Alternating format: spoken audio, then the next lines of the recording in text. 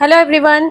इस video lecture में हम लोग क्वेश्चन नंबर 11, 12 एंड 13 सॉल्व करेंगे ऑफ चैप्टर 1 वॉल्यूम 1 फंडामेंटल्स। ठीक है, क्वेश्चन नंबर 10 तक हम लोगों ने कंप्लीट कर लिया है। Question number 11 now. 11th question में देखो बच्चों क्या दे रखा है। Ankit, Bhanu and Charu are partners, 3 partner हैं।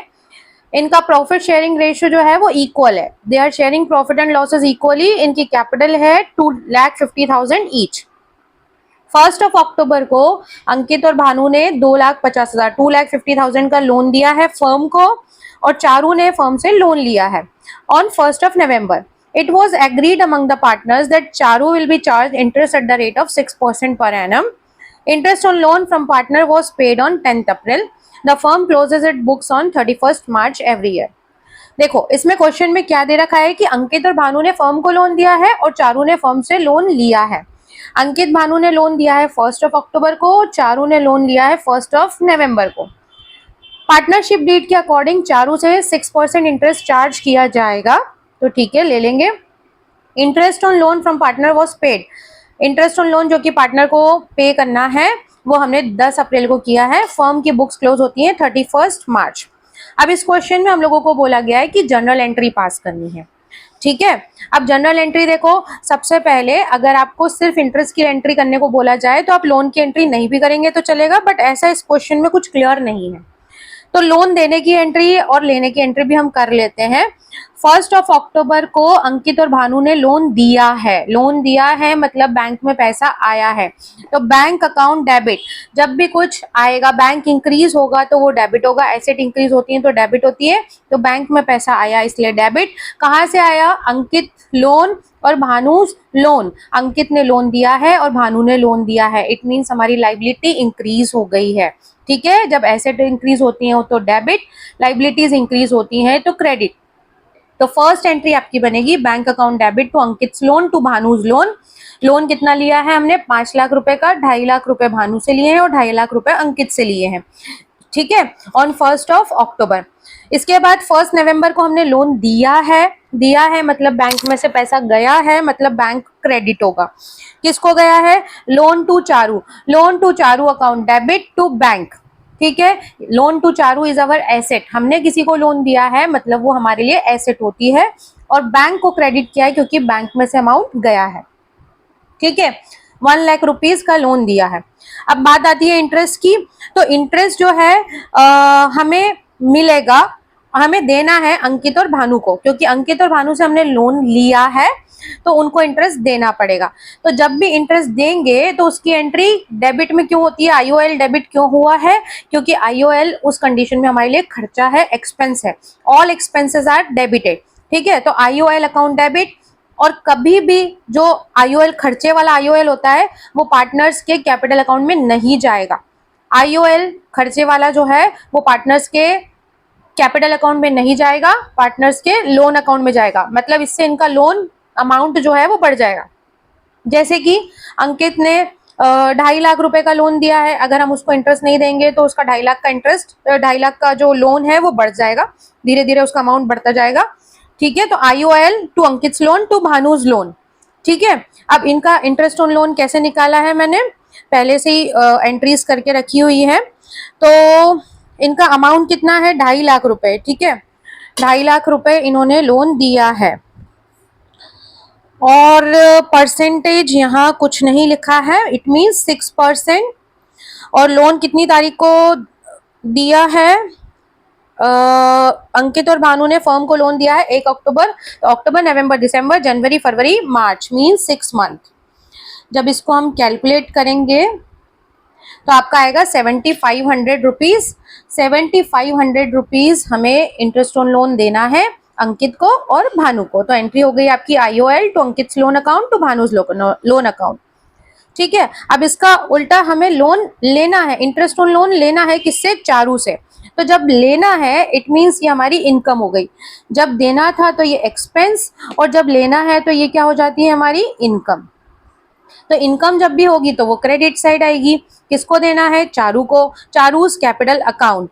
ठीक है, चारू से हमें इंटरेस्ट लेना है, तो चारू से हमें जब इंटरेस्ट लेना है तो हम उसके कैपिटल अकाउंट को डेबिट करेंगे। जब पार्टनर से इंटरेस्ट लेना है तो उसके हम कैपिटल अकाउंट को डेबिट कर सकते हैं, लेकिन जब देना है तो उनके लोन अकाउंट में जाएगा। वो अमाउंट कहाँ जाएगा?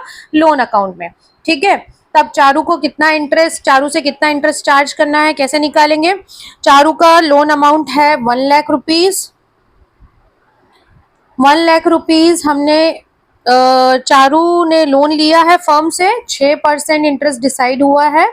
और कितने महीने का लगेगा? नवंबर, दिसंबर, जनवरी, फरवरी, मार्च, मींस 5 मंथ्स।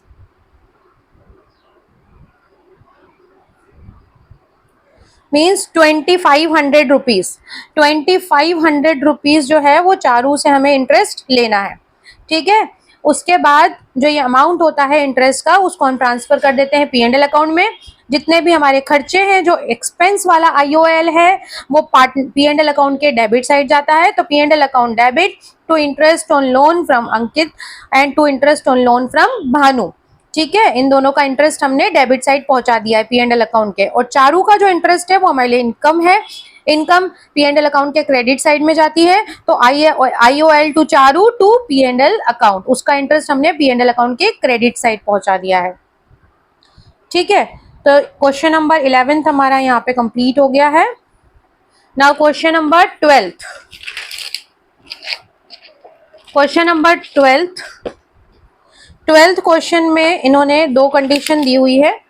क्वेश्चन है आपका, अतुल, जेठा और तारक 3 पार्टनर्स हैं, इनका प्रॉफिट शेयरिंग रेशियो इक्वल है। जेठा को फर्म ने लोन दिया है 1 जुलाई को। ठीक है, 6 लाख रुपए का लोन दिया है। बुक क्लोज होती है 31 मार्च को। जनरल एंट्रीज करनी हमें। कंडीशंस है, जब रेट ऑफ इंटरेस्ट एग्रीड नहीं है, मतलब डिसाइडेड नहीं है, पार्टनरशिप डीड में कुछ नहीं लिखा है इसके बारे में। बी कंडीशन, जब rate of interest 10% is agreed. Okay, 10% interest लेना है। फर्म ने लोन दिया है, फर्म ने पार्टनर को लोन दिया है, मतलब इंटरेस्ट अगर डीड में लिखा है तो ही लिया जाएगा, अदरवाइज नहीं लिया जाएगा। तो फर्स्ट कंडीशन में कोई एंट्री ही नहीं होगी, क्योंकि इंटरेस्ट ऑन लोन लिया ही नहीं जाएगा। जब पार्टनरशिप डीड में कुछ नहीं लिखा है, मतलब जेठा से इंटरेस्ट ऑन लोन हम नहीं लेंगे। ठीक है, अब बी कंडीशन है। बी कंडीशन में पार्टनरशिप डीड में इंटरेस्ट लिखा हुआ है 10%, तो यहाँ पे हम इंटरेस्ट लेंगे। इससे कितना लेंगे? 10% लेंगे। ठीक है, तो अब देखो जेठा से इंटरेस्ट हम कितना लेंगे, पहले तो वो कैलकुलेट कर लेते हैं। इसका अमाउंट है 6 लाख रुपीज। 6 लाख रुपीज 10%। इसका जो लोन है, हमने इसको लोन दिया है 1 जुलाई को, तो जुलाई, अगस्त, सितंबर, अक्टूबर, नवंबर, दिसंबर, जनवरी, फरवरी, मार्च, 9 मंथ का इससे इंटरेस्ट लिया जाएगा। 9 मंथ्स का इंटरेस्ट कितना हो जाता है?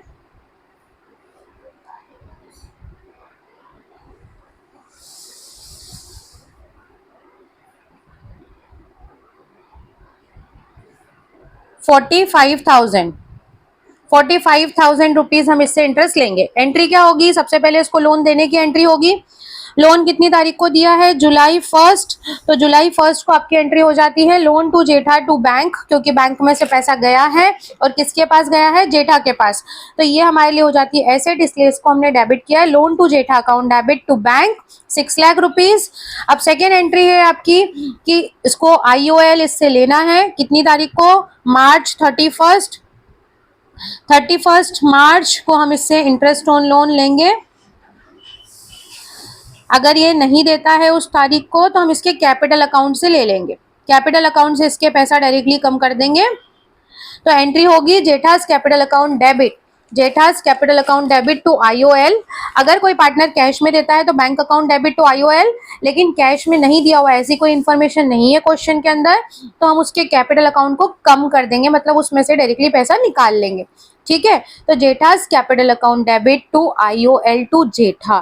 ठीक है, हमने कितना निकाला था अमाउंट? 45,000, तो 45,000 यहाँ लिख दिया। और IOL यहाँ पे हमारी क्या है? इनकम है, इसलिए हम उसको P&L अकाउंट के क्रेडिट साइड ट्रांसफर करेंगे। ठीक है, IOL to Jetha to P&L account. P&L account के क्रेडिट साइड में क्यों लिखा है? क्योंकि IOL इस कंडीशन में हमारी इनकम है।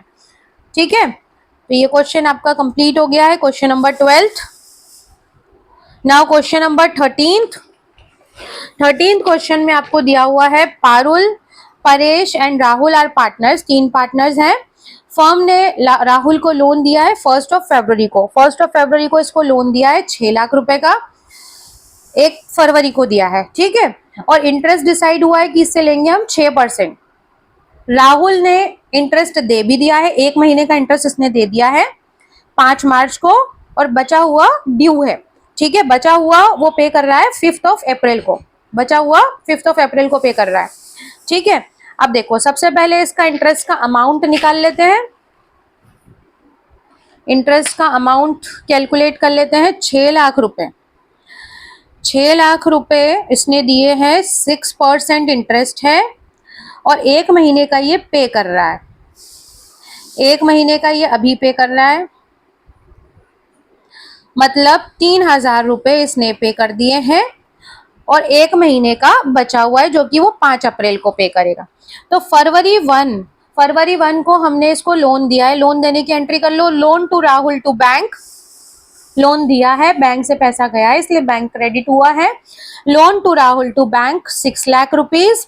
उसके बाद इसने फर्स्ट इंटरेस्ट, फरवरी का इंटरेस्ट जो है वो मार्च को दे दिया है। 5 मार्च को एंट्री करेंगे हम इंटरेस्ट मिलने की, ठीक है। 5 मार्च को इंटरेस्ट मिल गया है हमें। Bank account debit to IOL to Rahul, Rahul को जो हमने लोन दिया है उस पर इसने इंटरेस्ट दिया है हमको 3,000 रुपए।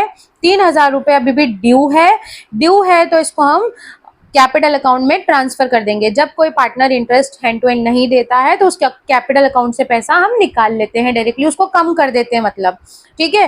तो Rahul capital account debit to IOL to Rahul 3,000 रुपए।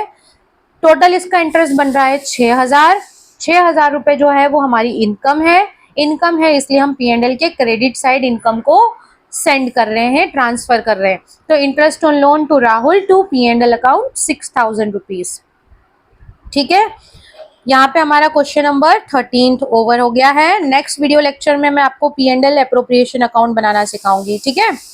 अगर इसमें तब तक के कोई डाउट है तो आप पूछ लेना, बाकी प्रैक्टिस करके देखना questions, okay. Next video lecture में हम P&L एप्रोप्रिएशन अकाउंट पढ़ेंगे। Bye all of you.